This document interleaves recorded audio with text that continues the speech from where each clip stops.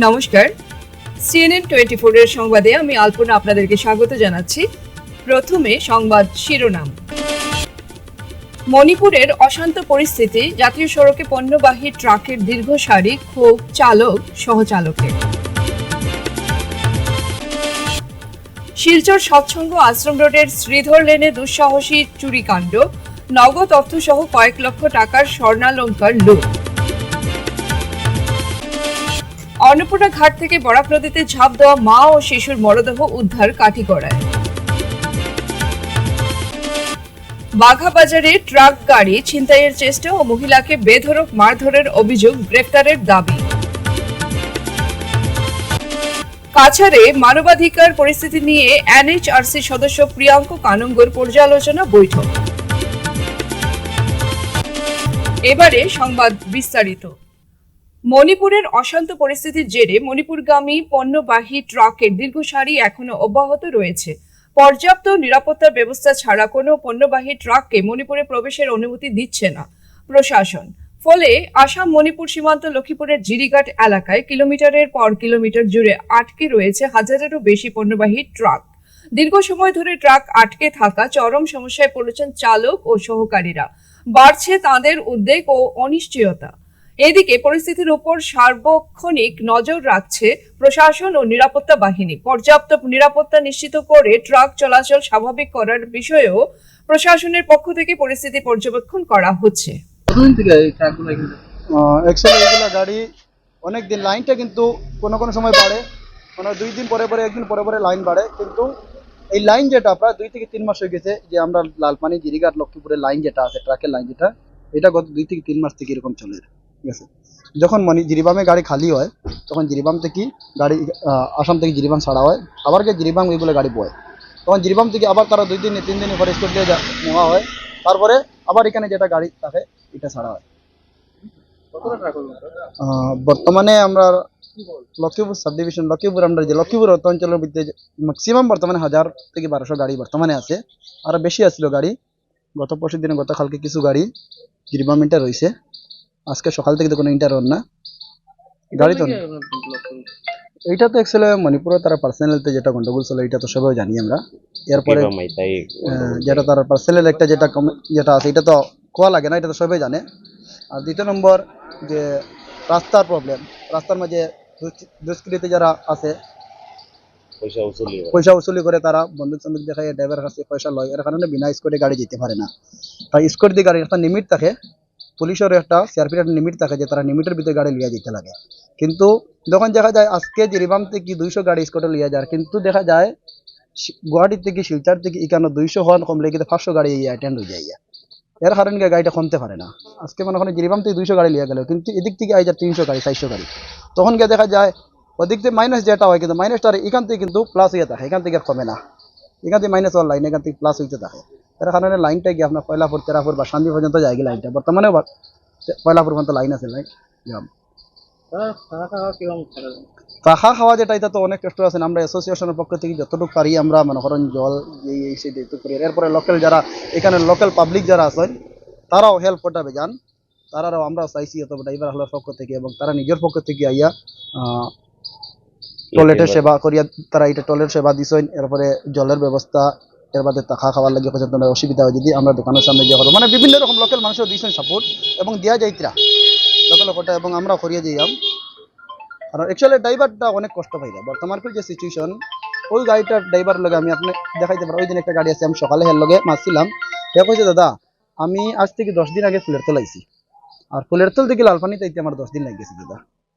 মানে হ্যাঁ, এই 8 কিলোমিটার জায়গা 10 দিন লাগছে, মানে তার কতটুকু কষ্ট হর, এটা যে এই কষ্টটা পার, কিন্তু তার কাছে এটা আমরা শুনিয়ে আমরা কিছু কতটুকু যেতে কষ্ট লাগে, সে কতটুকু কষ্ট পাইছে নিজে বুঝতে পারবো। এটা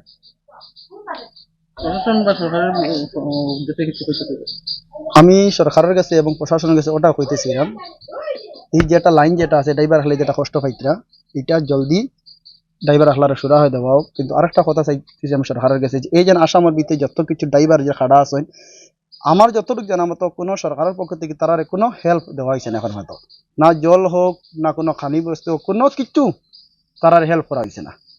শুধু লাইনে আসুন, যখন লাইন খুলে তখন পুলিশের আইয়া তারা নেইন ক্লিয়ার করে দেন। কিন্তু যেন এই মানুষগুলা কীরকম আছে, ড্রাইভারটা কীরকম আছে, কীরকম খার, কীরকম ঘুমায়, যে এরকম কোনো সাহায্য সরকারের পক্ষ থেকে এখন পর্যন্ত হচ্ছে না। তো আমি অনুরোধ করবো আমাদের সরকারের কাছে এবং প্রশাসনের কাছে যে তারারে আপনারা একটা নজরদারি করেন, তারা যেটা সাহায্য যে করা লাগে আপনারা পক্ষ থেকে সাহায্য করেন, আমি ওটা অনুরোধ করবো। এবং আমাদের লোকাল এমএলএ কৌশিকরা মহাশয়ের কাছেও আমি অনুরোধ করবো আপনিও আপনার এরিয়া হিসাবে আপনিও এটা নজরদারি দিবা, কারণ ড্রাইভারটা অনেক কষ্টে ফাইটে, যেটা সরকারের পক্ষ থেকে কোনো হেল্প পাওয়া যায় না, যেটা আমি এটা নিজে এভিডেন্স। এটা আমার নাম রেবুল হোসেন লস্কর, আমি লক্ষ্মীপুর কোর্ট ডিস্ট্রিক্ট ড্রাইভার অ্যাসোসিয়েশনের জেনারেল সেক্রেটারি। শিলচর সৎসঙ্গ আশ্রম রোডের শ্রীধর লেন দিবাকর ভট্টাচার্যের বাড়িতে দুঃসাহসী চুরিকাণ্ড, চোরের দল নগদ অর্থ সহ কয়েক লক্ষ টাকার স্বর্ণালংকার হাতিয়ে নিয়ে যায়। মামলা ন্যাশনাল হাইওয়ে আউটপোস্টে মঙ্গলবার সন্ধ্যা রাতে ঘরে না থাকার সুযোগ বুঝে সৎসঙ্গ আশ্রম রোডের শ্রীধর লেন দিবাকর ভট্টাচার্যের বাড়িতে চোরের দল প্রবেশ করে। ঘরের দরজা ভেঙে ঘরের ভিতরে থাকা আলমারি থেকে নগদ অর্থ সহ কয়েক লক্ষাধিক টাকার স্বর্ণালংকার লুটে নিয়ে যায় চোরের দল। এদিকে দিবাকর ভট্টাচার্যের পরিবারের লোকেরা রাতে ঘরে আসার পর দেখেন ঘরের দরজা খোলা রয়েছে এবং আলমারির জিনিসপত্র সব এলোমেলো। এই ঘটনা দেখে সঙ্গে সঙ্গে স্থানীয়দের খবর দেন। স্থানীয়রা খবর শুনে এই চুরির ঘটনার বিষয়ে শিলচর ন্যাশনাল হাইওয়ে আউটপোস্টে খবর দেন। সঙ্গে সঙ্গে আউটপোস্টের পুলিশ ঘটনাস্থলে উপস্থিত হয়ে তদন্ত শুরু করে দেন। সংবাদ মাধ্যমের মধ্য দিয়ে দিবাকর ভট্টাচার্যের পরিবার প্রশাসনের কাছে দাবি রাখেন চোরের বিরুদ্ধে কঠোর থেকে কঠোর পদক্ষেপ গ্রহণ করার জন্য।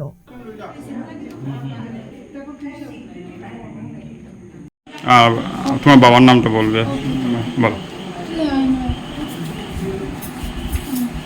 আমরা আশ্রম রোড, সৎসঙ্গ আশ্রম রোড, শ্রীধর লেনের হাতের বাঁ দিকে 2 নম্বর বাড়ির মানুষ দিবাকর ভট্টাচার্যের বাড়ি। আমরা বিকেল 6:45 থেকে 7টার ভিতরে বেরিয়েছিলাম একটা কাজের জন্য। উইদিন 8 আমরা এসে গেছি। এসে আমরা নিচের তালা, 3টা তালা টোটাল ছিল, 3টা তালা ভাঙ্গা পেয়েছি। বাড়ির সব কিছু একদম উলটপালট পেয়েছি। 2 তালা বাড়ি, উপরতলা পুরো সব কিছু খোলা, ছিত্রানো, ভাঙ্গা।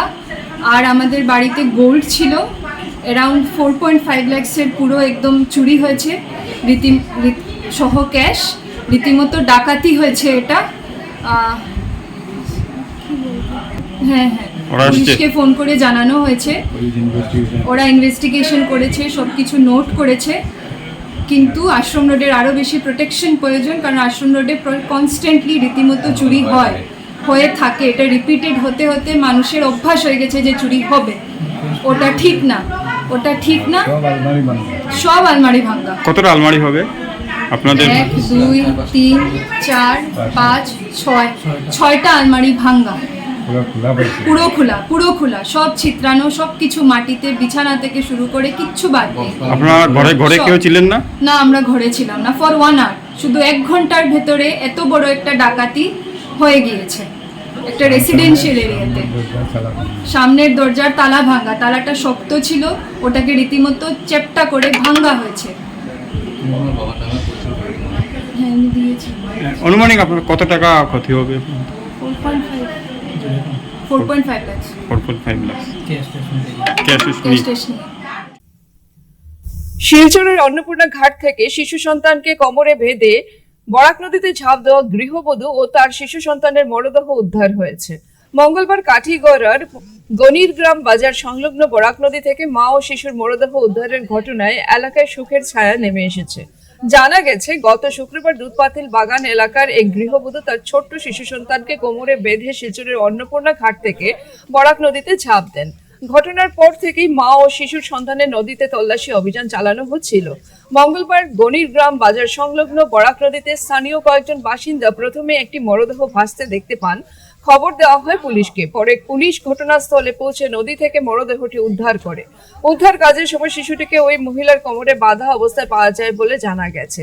পুলিশ মা ও শিশুর মরদেহ উদ্ধার করে প্রয়োজনীয় আইনানুগ প্রক্রিয়া শুরু করেছে।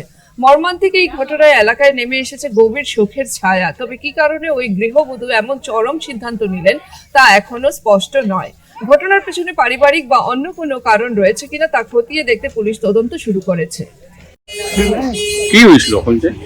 কি হয়েছিল, তারা এসএসজি গ্রুপের যেতে লাগাতে বেটিটা যেটা হাল মারছে, এসএসজি গ্রুপের প্রেসিডেন্ট অ্যাক্সিডেন্ট তারা ব্যাংকে যেতে লাগে, ব্যাংকে গেছে, ব্যাংকের কাজ শেষ করিয়া তাই কইছে যে আমি যাই গিয়া, আমার একটা কাজ আছে। ওই বাইরে যা তারার আগে দুইটা বেটিরে ছাড়িয়া হে আগে বাইরে আইয়া এখানে ঘটনা ঘটে। কোন জায়গা থেকে? অন্নপূর্ণা ব্রিজ। আচ্ছা, কোন দিন হয়েছে ঘটনাটা? এটা শুক্রবারে 4:30টার সময়। আর বাসা কই তারা? হ্যাঁ, তারা ভদ্রমহিলার বাসা কই? বাচ্চা বাড়ি কই? বাড়ি ও ছোট দোষ পাতিল বাগান। বাগান। আর বাচ্চা আছে? আর বাচ্চা নাই, এক ছেলে। এখন লাশ পাওয়া গেছে কোন লাশ জায়গায়? পাওয়া গেছে এটা গণির গ্রাম। ঠিক আছে, পুলিশও খবর দেওয়া হয়েছে। পুলিশও খবর দেওয়া হয়েছে। গত 17 আগস্ট দুপুরে ভাগাবাজারে ফয়সল আলম লস্করের মালিকানাধীন ট্রাক আটকে চালককে ভয় দেখিয়ে জবরদস্তি করার চেষ্টার অভিযোগ উঠেছে। ট্রাকের মালিকের অনুপস্থিতিতে ঘটনা জানার পর উপস্থিত হন তার স্ত্রী বেবি সুলতানা লস্কর। অভিযুক্ত আমজাদ ও তার ভাই আজমল হোসেন লস্কর বেবি সুলতানাকে জনসম্মুখে গালাগালি করে ওড়না টেনে ঘাড় ও চুল ধরে ধাক্কা ও শরীরের বিভিন্ন স্থানে আঘাত করে। বেবি সুলতানাকে মারধর থেকে আটকাতে গেলে ও তার ছোট ভাই দিলওয়ার হোসেনও আহত হন। পরবর্তী সময়ে আক্রান্তরা ধলাই থানায় মামলা দায়ের করেছেন এবং পুলিশ এখনো দুজনকে গ্রেফতার করেনি বলে দাবি করেছেন। তদন্তে ন্যায্যতা ও দ্রুত ব্যবস্থা চেয়ে বেবি সুলতানা ও দিলওয়ার অসমের মুখ্যমন্ত্রী ডক্টর হিমন্ত বিশ্ব শর্মা ও জেলা পুলিশ সুপারের কাছে অনুরোধ জানিয়েছেন। সন্দেহভাজন ট্রাকটি পরে ধলাই পুলিশ আটক করে থানায় নিয়ে যায়। পরিবার জানিয়েছে অভিযুক্তরা তাদের প্রাণনাশের হুমকিও দিচ্ছে। National human rights commission NHRC এর নাম ব্যবহার করে এই অঞ্চলে যে সমস্ত সংগঠন নিজেদের কমিশনের সঙ্গে যুক্ত বলে প্রচার করছে তাদের বিরুদ্ধে কড়া বার্তা দিলেন এনএইচআরসি এর সদস্য প্রিয়াঙ্কা কানুঙ্গো। তিনি স্পষ্ট জানিয়ে দেন, এনএইচআরসি কোনো সংগঠনকে ফ্র্যাঞ্চাইজি দেয় না। কমিশনের নাম ব্যবহার করে এই ধরনের সংগঠন পরিচালনা সম্পূর্ণ বেআইনি এবং এমন কাজের সঙ্গে যুক্ত সংগঠনগুলিকে আইনের আওতায় আনা হবে। বুধবার কাছাড়ের জেলা আয়ুক্তের কার্যালয়ে জেলার বিভিন্ন বিভাগের আধিকারিকদের নিয়ে এক গুরুত্বপূর্ণ পর্যালোচনা বৈঠক করেন এনএইচআরসি সদস্য প্রিয়াঙ্কা কানুঙ্গো। বৈঠকে উপস্থিত ছিলেন জেলা আয়ুক্ত এবং পুলিশ সুপার সহ বিভিন্ন বিভাগের আধিকারিকরা। জেলার মানবাধিকার পরিস্থিতি, সামাজিক ন্যায়, নারী ও শিশু সুরক্ষা, শিক্ষা এবং সরকারি কল্যাণমূলক প্রকল্পের বাস্তবায়ন নিয়ে বিস্তারিত আলোচনা হয়। বৈঠকে উঠে আসে জেলার অঙ্গনওয়াড়ি কেন্দ্রগুলির পরিকাঠামোগত দুর্বলতার বিষয়টিও। বেশ কিছু অঙ্গনওয়াড়ি কেন্দ্রে এখনো বিদ্যুৎ সংযোগ নেই। শিশুদের প্রাথমিক পরিচর্যা ও পুষ্টির সঙ্গে সরাসরি যুক্ত এই কেন্দ্রগুলিকে বিদ্যুৎ সংযোগের মতো মৌলিক পরিকাঠামোর ঘাটতি নিয়ে উদ্বেগ প্রকাশ করা হয়। স্বাস্থ্য পরিষেবার ক্ষেত্রেও জেলার চিত্র নিয়ে আলোচনা হয়। বর্তমানে কাছাড়ে প্রায় 73% মানুষের আয়ুষ্মান কার্ড তৈরি হয়েছে বলে বৈঠকে জানানো হয়। তবে বাকি যোগ্য মানুষদেরও দ্রুত এই স্বাস্থ্য সুরক্ষা ব্যবস্থার আওতায় আনার উপর গুরুত্ব দেওয়া হয়।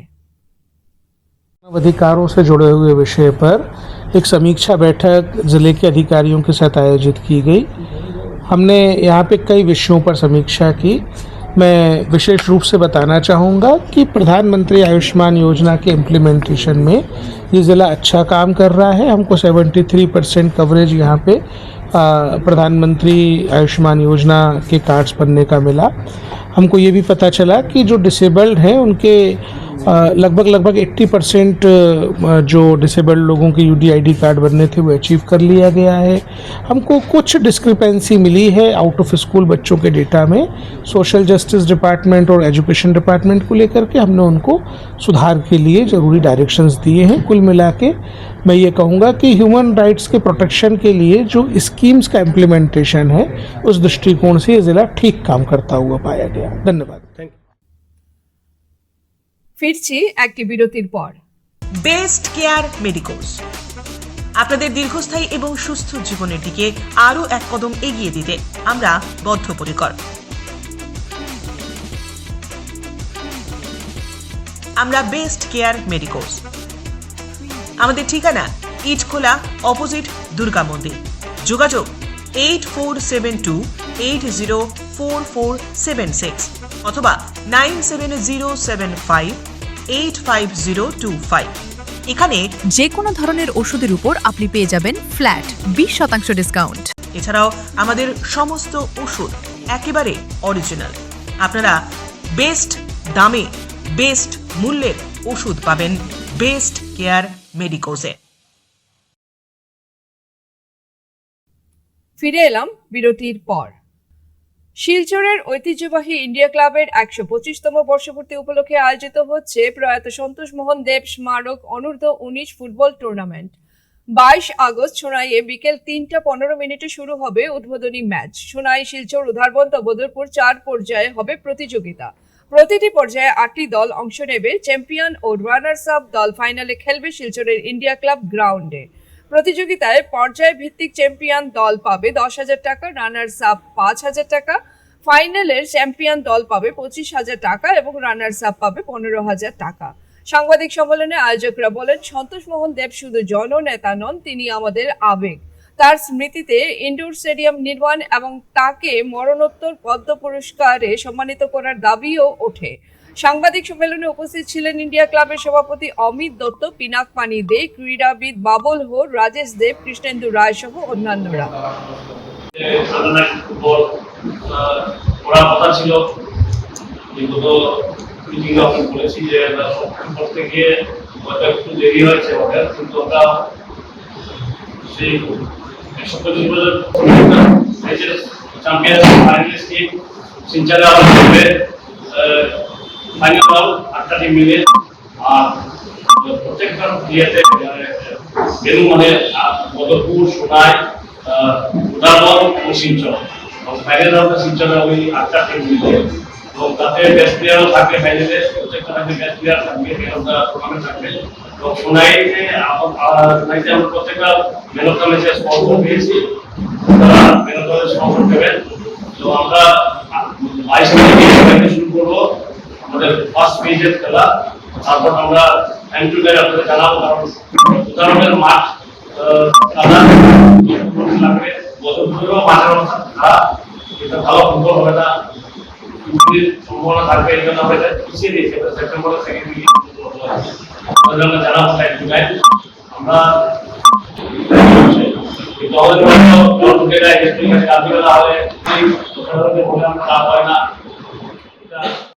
ছোট শালগঙ্গা এফসি মাতৃভূমি ফুটবলে জয়ী। বুধবার স্বাধীন বাজার ফুটবল একাডেমিকে হারিয়ে মাতৃভূমি cup prize money knockout football টুর্নামেন্টের দ্বিতীয় রাউন্ডের ছাড়পত্র আদায় করে নিল ছোট শালগঙ্গা এফসি। স্থানীয় বাম নিত্যানন্দ উচ্চতর মাধ্যমিক বহুমুখী বিদ্যালয়ের খেলার মাঠে হাড্ডাহাড্ডি লড়াইয়ে প্রতিপক্ষ স্বাধীন বাজার ফুটবল একাডেমি দলকে ২-০ গোলের ব্যবধানে হারিয়েছে তারা। ম্যাচের শুরু থেকেই বেশ জমে ওঠে এদিনের খেলা। মনে হচ্ছিল কেউ কাউকে ১ ইঞ্চিও জমি ছাড়তে রাজি নয়। ম্যাচের প্রথমার্ধে বল দখলে প্রায় সমান সমান ছিল ছোট শালগঙ্গা এফসি ও স্বাধীন বাজার ফুটবল একাডেমি। টান টান উত্তেজনাপূর্ণ প্রথমার্ধের ৩ মিনিটের মাথায় স্বাধীন বাজার ফুটবল একাডেমির খেলোয়াড় পাপন আত্মঘাতী গোল করে বসেন, ফলে ১-০ গোলে এগিয়ে যায় ছোট Shalganga FC.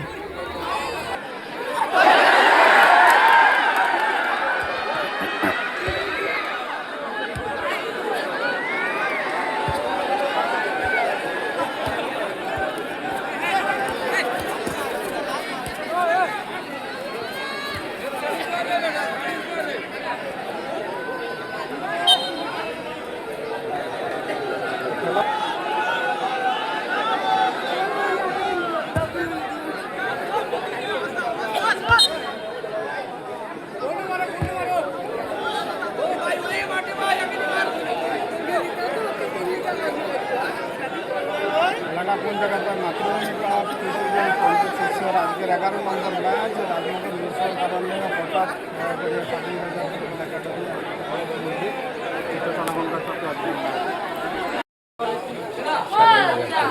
Look at me. আজকের বিস্তারিত সংবাদ এখানে সমাপ্ত হলো। ধন্যবাদ।